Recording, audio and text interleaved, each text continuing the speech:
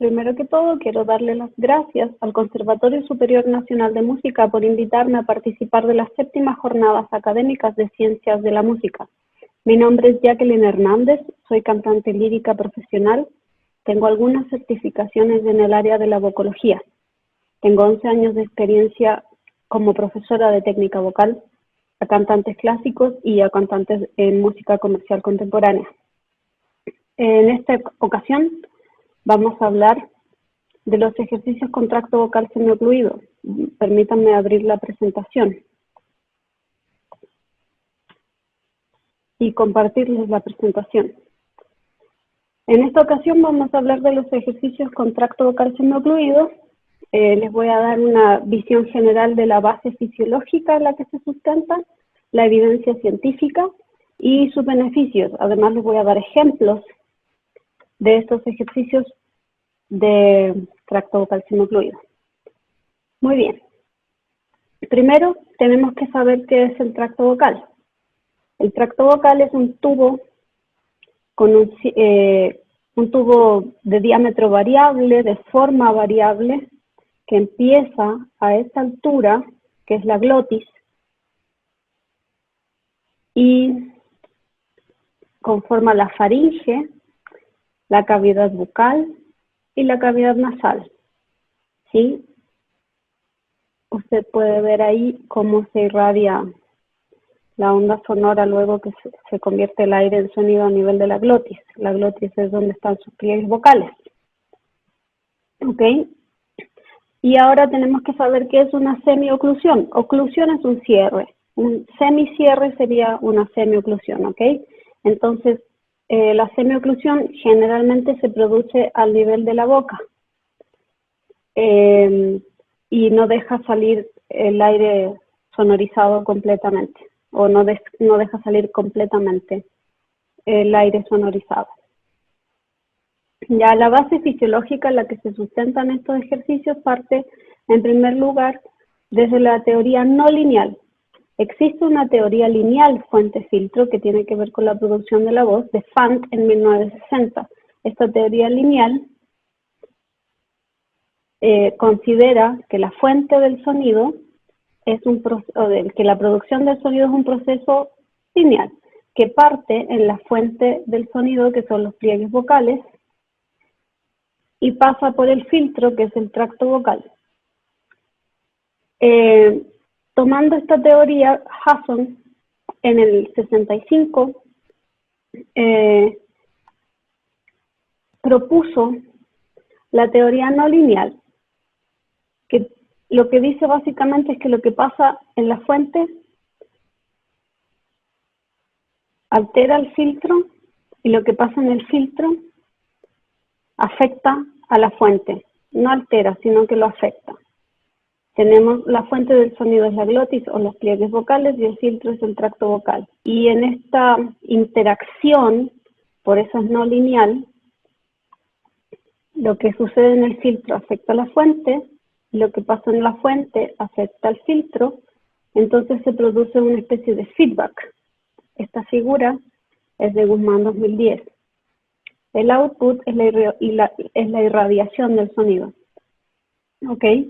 Pero no es solamente Hudson en el 65, él partió con esta idea, ya vamos a profundizar en la siguiente diapositiva, pero luego Stemple, McCoy, Titze, Berdolini, a partir del 2000, empezaron a hacer investigaciones gracias al desarrollo de la tecnología. Hudson en el 65 propuso que el tracto vocal tenía dos grandes configuraciones. El megáfono normal, que es pabellón 1, o pabellón nos referimos a esto, y la forma de megáfono invertida, que es el pabellón 2, donde S es la fuente sonora, es decir, los pliegues vocales. ¿Ok? Un megáfono normal, de posición normal, esto vendría a ser la boca, es una boca abierta que no impide la salida del aire, del sonido. Mientras que en un megáfono invertido de alta impedancia, el concepto de impedancia básicamente es permitir o no la movilización, que algo se mueva. En este caso, el sonido, cuando tenemos una alta impedancia, que es en el megáfono invertido, la posición del megáfono invertido, aquí tenemos los pliegues vocales y estos serían los labios, para que quede más claro. En la posición del megáfono invertido, tenemos una alta impedancia. Básicamente hay una alta imposibilidad o impedimento de que la onda sonora se irradie, se libere. Entonces, por aquí sale solamente una porción de este sonido y el resto del sonido que no logró salir se devuelve. Aquí vemos cómo en esta figura las ondas están en la otra dirección, ¿ok? Y al devolverse este sonido, produce un cambio en la presión, esta sería la presión supraglótica, y además en la intraglótica, es decir, la presión que está entre medio de los pliegues vocales. ¿Sí? Ok. La evidencia científica toma esta teoría y empieza a hacer estudios. Y lo que evidencia en estos estudios, por ejemplo, Titz en el 2007, es que esta configuración del tracto vocal de megáfono invertido produce o facilita el concepto de economía vocal máxima. Es decir, mis recursos, en este caso el aire y los pliegues vocales, los uso de tal manera que produzco el mejor output vocal, un mayor output vocal a menos gasto, es decir, menos daño en las células, menos estrés de impacto. Estos ejercicios producen una economía vocal máxima, menor estrés de impacto, mayor output vocal. Cuando hablo de estrés de impacto me refiero a la colisión de los pliegues vocales al momento de vibrar. El descenso del formante 1, es decir, la energía acústica se concentra un poco más hacia las frecuencias graves. El aumento de la interacción fuente-filtro, ya supimos lo que era la fuente-filtro, es decir, se facilita la interacción entre estas dos secciones del tracto de la producción del sonido. Eleva las presiones intraglóticas y supraglóticas, esto ya les conté cuando les dibujé esta rayita roja en la diapositiva anterior. Los pliegues vocales modifican su forma de aducción, es decir, estos ejercicios corrigen el patrón vibratorio de los pliegues vocales hacia una aducción más suelta, es decir, la voz se equilibra, por decirlo de alguna manera. Cuando decimos aducción más suelta, quiere decir lo contrario a una aducción apretada, que sería esto, por darles un ejemplo.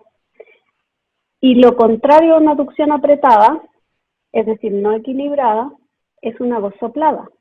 Es esto. Eso quiere decir que los pliegues vocales dejan escapar mucho aire.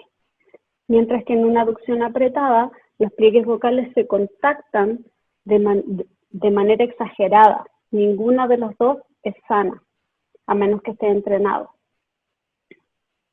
En términos musculares, la actividad del cricoaritenoideo lateral, este músculo es el que al contraerse produce el cierre de los aritenoides para producir el cierre, para que los pliegues vocales se junten para fonar, ¿ya? Entonces, este músculo baja un poco su actividad para darle mayor, por decir de alguna manera, protagonismo al músculo tiroaritenoideo, que es nuestro músculo vocal. Y eso se va a traducir en una suavización, por decirlo de alguna manera, del quiebre vocal en el cambio de registro entre voz modal y falsete. ¿Ya? Laukkanen en 1992 no, perdón, Laukkanen, ay, se me adelantó esto, ok. Estas citas de Laukkanen en 1992 son TIPSE 2001, todo lo que está aquí escrito es un resumen de lo que está arriba, pero les voy a hablar de, por ejemplo, Laukkanen en el 2008, estudiaron a una mujer sin trastorno vocal que realizó diferentes ejercicios en tubos de resonancia, y luego vamos a ver lo que es un tubo de resonancia, y otros ejercicios con tracto vocal semiocluido como una fricativa bilabial, que es esto. Y encontraron con electromiografía el incremento de la actividad del tiroideo tenoideo comparado a la actividad del cricotiroideo, que es el que está entre el tiroides y el cricoides, y el cricoaritenoideo lateral.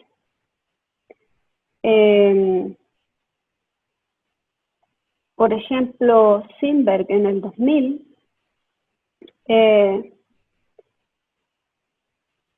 hizo una investigación en casos de disfonía funcional, hipo e hiperaducción, con ejercicios del tracto vocal semiocluido que resultaron positivos, es decir, beneficiosos. Investigaron técnicas de fricativa bilabial y tubo de resonancia de pequeño diámetro, o sea, es decir, algo como esto. Que ya vamos a... Les voy a dar el ejemplo, tengo varios artefactitos aquí para darles el ejemplo con los ejercicios. Bueno, TIPSE en el 2000, con estas técnicas, encontraron que los tubos incrementan la impedancia, es decir, la posibilidad de movilizarse,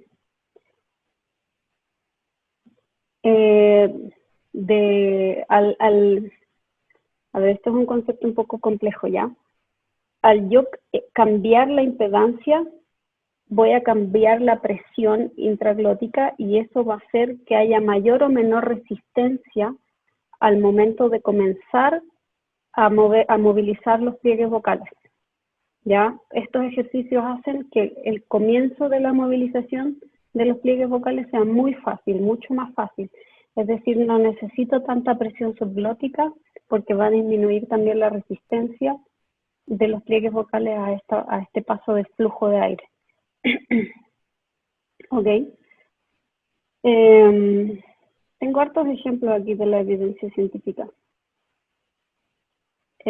También tiene que ver, hay estos ejemplos que estoy dando de la evidencia científica hasta ahora ha sido solamente a un nivel medible fisiológico, pero a un nivel perceptible o perceptivo, también se habla que estos ejercicios producen una mayor sensación de vibración en la cara y producen también una sensación de voz fácil y de voz más resonante, es decir, como que me cuesta menos hacer que la voz suene fuerte.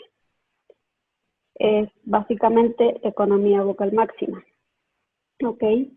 En el 2012, Guzmán también pudo comprobar este aumento de interacción fuente-filtro y la posición de los pliegues vocales levemente abducidos, es decir, levemente abiertos, y la colisión entre los pliegues vocales es minimizado, es decir, menor estrés de impacto.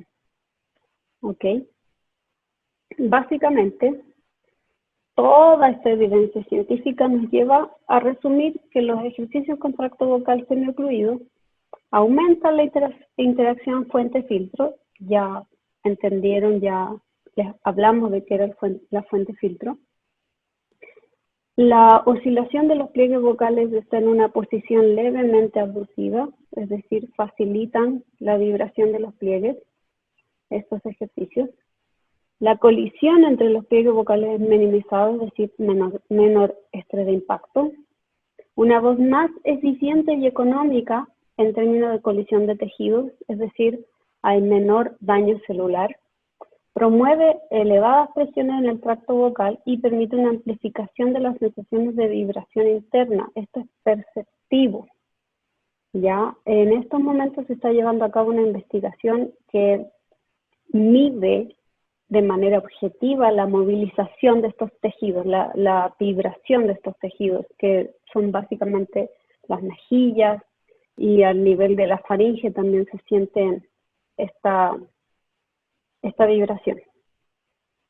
Y un incremento en la percepción de menor resistencia en el pasaje vocal. O sea, una facilidad para hacer estos cambios de registro entre voz modal y voz de falsete.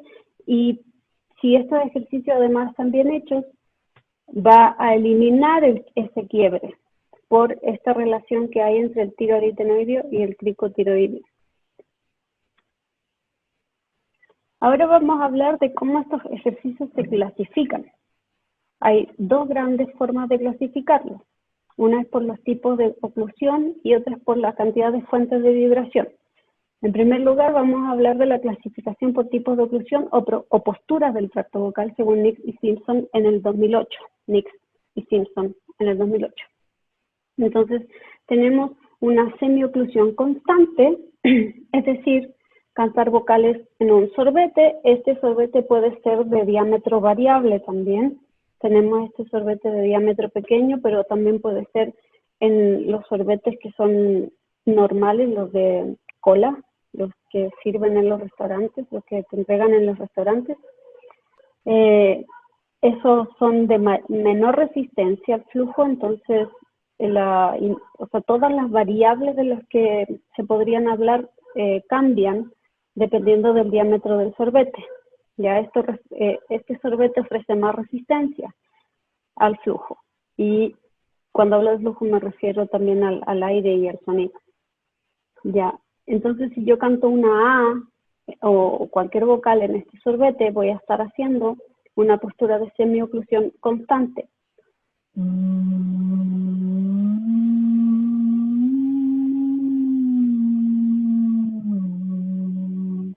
Es muy importante no solamente describir el ejercicio, no basta con saber el ejercicio, sino que cómo se hace el ejercicio. Lo más importante es cómo se hace el ejercicio. Y en este caso la posición debe ser vertical.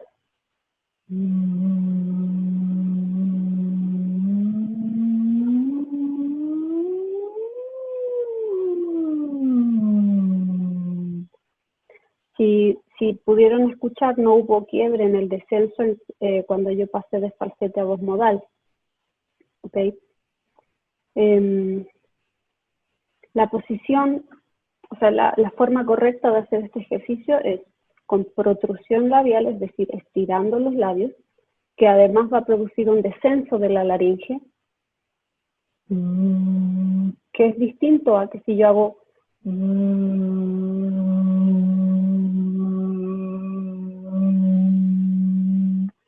ojalá en la cámara se pueda apreciar la diferencia. Correcto. Incorrecto. Tampoco está bien hacer el ejercicio sosteniéndolo con los dientes o con los labios. Porque voy a generar otro tipo de tensión. ¿Ok?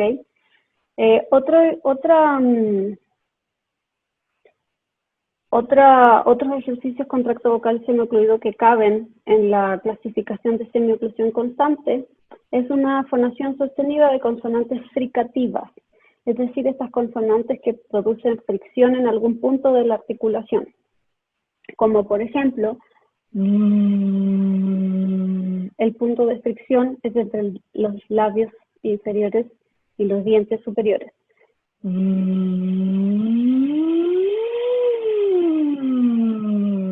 Y ahí estoy produciendo la semioclusión. Fonación constante de consonantes nasales como la M. Al yo cerrar completamente la boca, sigo teniendo un tracto vocal semiocluido porque aún está abierto el tracto nasal.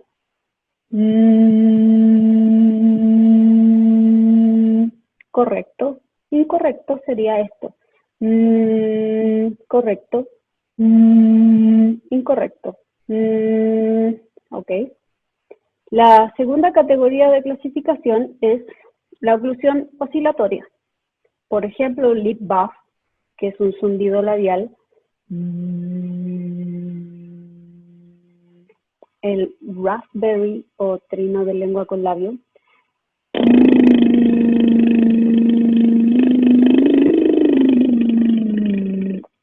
Enseñar este ejercicio es un poco difícil. Requiere entrenamiento también. También tenemos el trino de trino de labios, sí, que es mucho más fácil de realizar. La R trinada es como yo estoy sosteniendo la R, correcto, incorrecto, ¿ok? La tercera categoría, según Nix y Simpson, es una oclusión o semioclusión transitoria, como en las semivocales y y, y las consonantes oclusivas explosivas, como b, g, d, ¿ok? Eso sería muy transitorio. Hay una pequeña oclusión. Y la segunda forma de clasificar estos ejercicios, que es la forma con la que a mí me gusta trabajar más, es la clasificación de Amarante y colaboradores en el 2014, que clasifica los ejercicios por una fuente de vibración, que en este caso son los pliegues vocales, y la segunda categoría son dos fuentes de vibración, los pliegues vocales y alguna otra estructura que vibra al momento de realizar el ejercicio. Entonces, los ejercicios con una fuente de vibración son las nasales, o ONG, los tubos de distinto diámetro y longitud, zumbidos, zumbido de labio, o y manipulaciones con la mano en la boca. Yo estoy con la boca abierta y produzco la semioclusión al taparme la boca.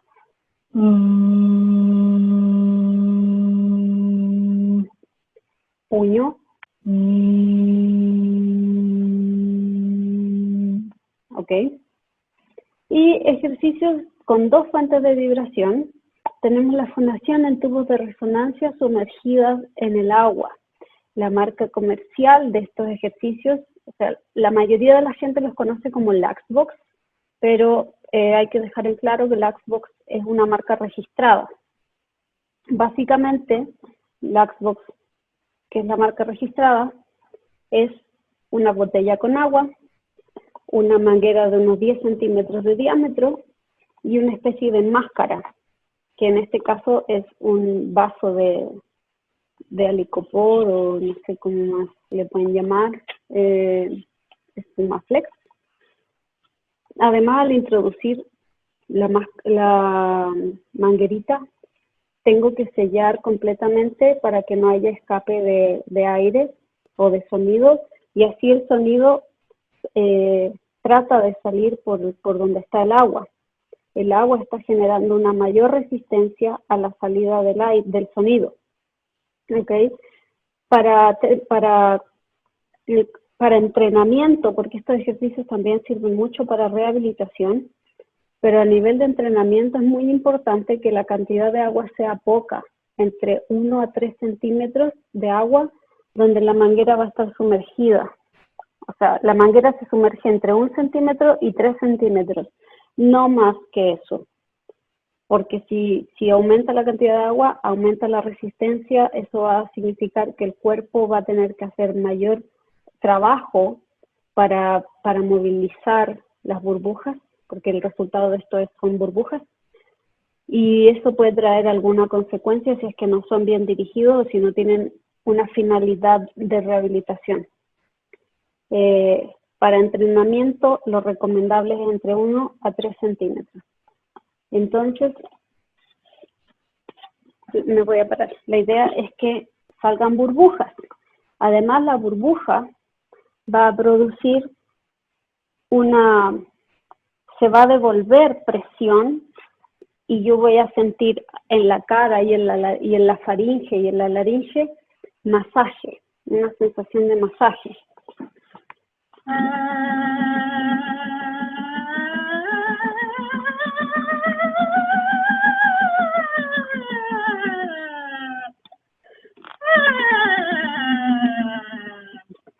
Voy a estar más cerca de la cámara para que vean cómo las mejillas oscilan o vibran.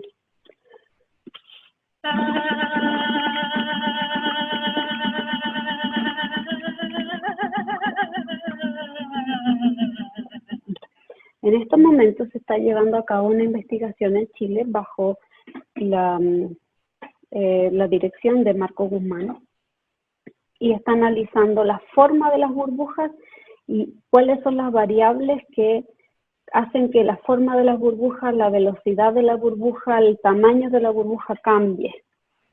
Ok. Muy bien. En la parte de la manipulación, con una fuente de vibración, se me olvidó pasar por ahí, tenemos también esta máscara, donde mi fuente de vibración son los pliegues vocales.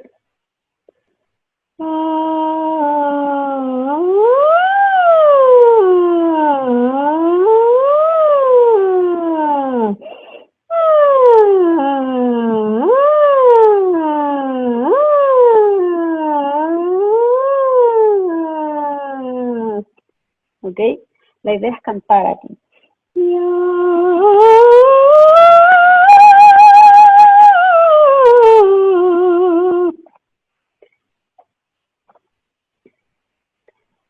Ya volvemos entonces a los ejercicios con dos fuentes de vibración.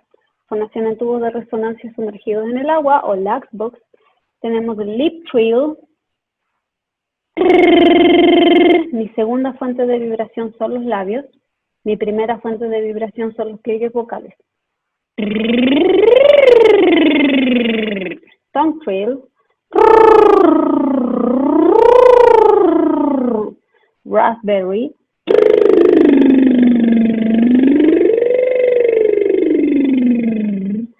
Y bueno, ahí se repitieron. Ok. Es muy importante al momento de hacer estos ejercicios. Yo di algunos ejemplos, los ejercicios son muchos más. Si ya conoces cuál es una semioclusión, tú puedes ir buscando otras formas de ocluir el tracto vocal con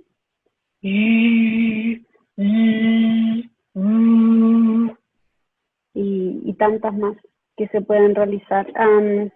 También está el vasito de espuma flex o alicopor que funciona cuando no tienes esto, que da sensaciones de vibración en la cara.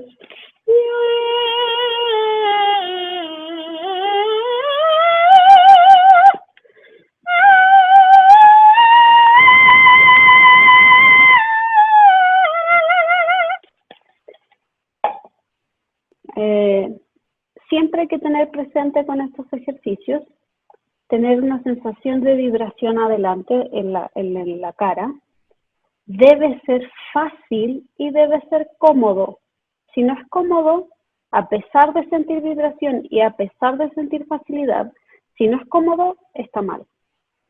Si a pesar de que es fácil y cómodo, no siento vibración, está mal. Si siento vibración y es cómodo, pero no es fácil, está mal. ¿Ya? Insisto en que no es solamente hacer el ejercicio, sino que es cómo hago el ejercicio. Y como profesora, también es como yo entrego al alumno el ejercicio para que el ejercicio sea realizado de manera correcta. Creo que hemos llegado al final de esta presentación. Ha sido un poco superficial, me hubiese gustado hablar de manera mucho más técnica, pero creo que la finalidad es conocer estos ejercicios, entender por qué funcionan. Se me pasó decir en una de las diapositivas de la evidencia científica que Catherine Berdolini en el 2012 pudo comprobar que estos ejercicios además facilitan la regeneración de los tejidos y disminuye la inflamación de los pliegues vocales, sobre todo cuando hay un abuso del uso de la voz. Estos ejercicios además alivian la fatiga vocal. Obviamente siempre tienen que ser dirigidos por un profesional, un fonoaudiólogo un terapeuta de la voz, sobre todo un terapeuta de voz cantada, para poder tener un resultado correcto. Pero a nivel de entrenamiento, todos los ejemplos que di de evidencia científica tienen más relación con el entrenamiento, con la habilitación de la voz, más que con la rehabilitación de la voz, pero estos ejercicios, dependiendo de cómo son aplicados y qué variables son manipuladas, sirven también para rehabilitación. Estas son las referencias que yo usé y les recomiendo que visiten este sitio de Marcos Guzmán, vozprofesional.cl, donde tienen mucha información relacionada con la vocología y la voz cantada en español. Hace un par de años yo di un taller similar a este y una persona se me acercó porque quería tener esta información, pero me dijo dónde la encuentro en español, y en ese tiempo yo no sabía dónde encontrarla en español. Todo lo que yo he leído han sido papers en inglés que se publican también. Les recomiendo, si tienen acceso al Journal of Voice, Journal of Singing también, que es donde se publican todas estas investigaciones. Están en inglés, y Marco Guzmán es chileno, pero tiene que publicar estos artículos en inglés. Pero él tiene esta página, vozprofesional.cl, donde la información está en español, la mayoría de la información. También esta es su tesis de grado de doctorado, entonces creo que fue la referencia que más usé en ese sentido. Esto ha sido todo.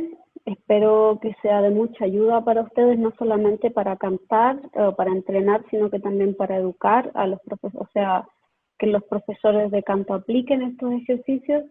Si tienen cualquier duda, se contactan conmigo en mis redes sociales. Estoy en el Instagram como Jacqueline Hernández _soprano. Ahí me pueden dejar sus preguntas. Si quieren que les comparta los papers, me escriben ahí y yo les envío. Espero de verdad que haya sido provechoso, y cualquier pregunta les espero en el Instagram. Nuevamente le agradezco al Conservatorio Nacional por invitarme, y será hasta una nueva oportunidad.